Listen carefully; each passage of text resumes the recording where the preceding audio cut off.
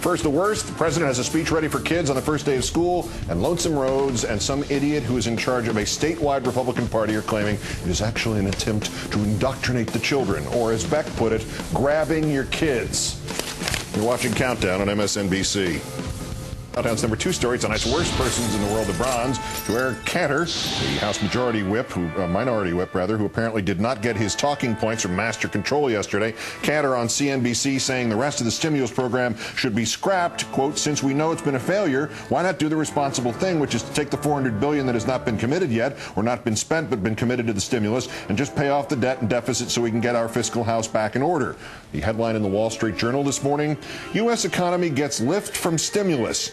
Economists say the money out the door, combined with the expectation of additional funds flowing soon, is fueling growth above where it would have been without any government action. Wall Street freaking Journal, Eric. Mr. Murdoch is not going to be happy that you contradicted him. Arr. Our runners-up, Jim Greer, chairman of the Florida GOP, and Lonesome Rhodes Beck, the Chicken Little of the broadcast world, who just lost 11 more advertisers today. News item. President Obama announced that on September 8th, the first day of school for many children across America, he will deliver a national address directly to students on the importance of education. The president will challenge students to work hard, set educational goals, take responsibility for their learning. By the way, most of them will sleep through it.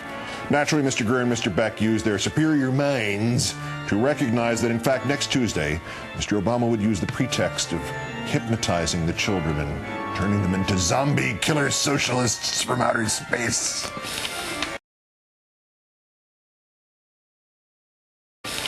As the father of 4 children, I am absolutely appalled that taxpayer dollars are being used to spread President Obama's socialist ideology. The idea that school children across our nation will be forced to watch the president justify his plans for government-run health care.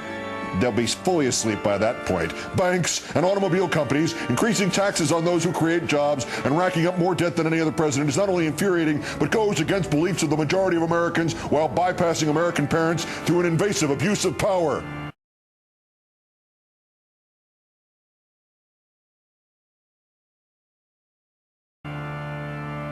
Going to talk to them about getting good grades. Like Bush gave kids in classrooms via TV a speech about not doing drugs. Like Reagan gave kids in classrooms a speech when the space shuttle blew up. Wait, this gets worse. Beck is pushing for parents to keep their kids out of school that day so they don't have to listen to this brainwashing in which Obama will use the powers he learned.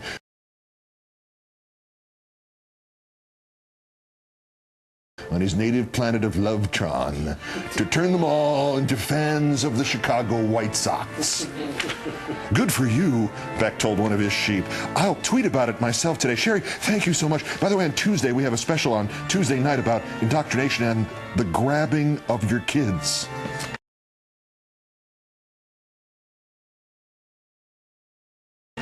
I'm sorry. I hate to break this to you, Mr. Greer.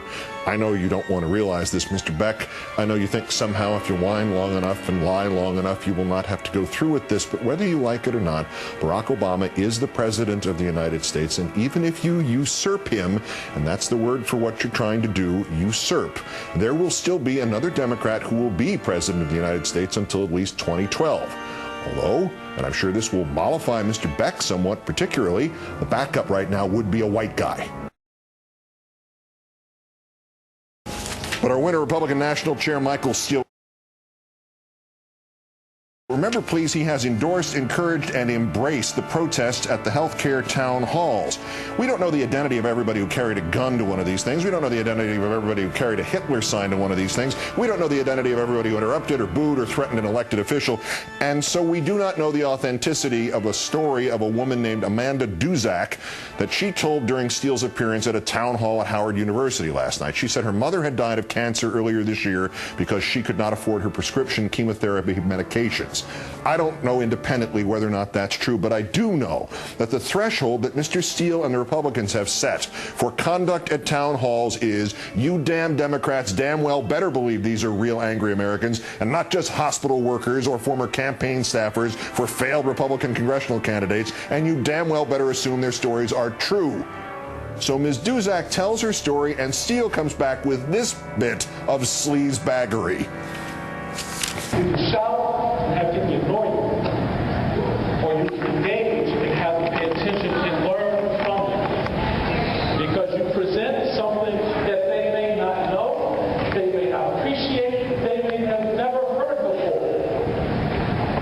So when people go to town hall, they go out to the community, and they're like this, it makes for great TV. You'll probably make it tonight. Enjoy it.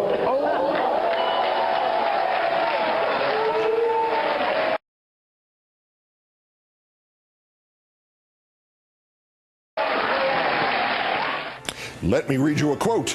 Instead of focusing on the fact that people are genuinely concerned about what is going on, they have the arrogance to look down at my mother, to look down at my coworker. An apt description of what Michael Steele just did after Ms. Duzak's story about her mother. And who gave that apt description? Michael Steele, claiming earlier that the administration had the arrogance to focus only on process as town halls and was ignoring the plight of those concerned. Hypocrite, fraud, and con man are gentle descriptions of what Mr. Steele just proved he is. Morally bankrupt gets closer. I'm thinking soulless political prostitute. Or just Michael Steele, today's worst person in the world.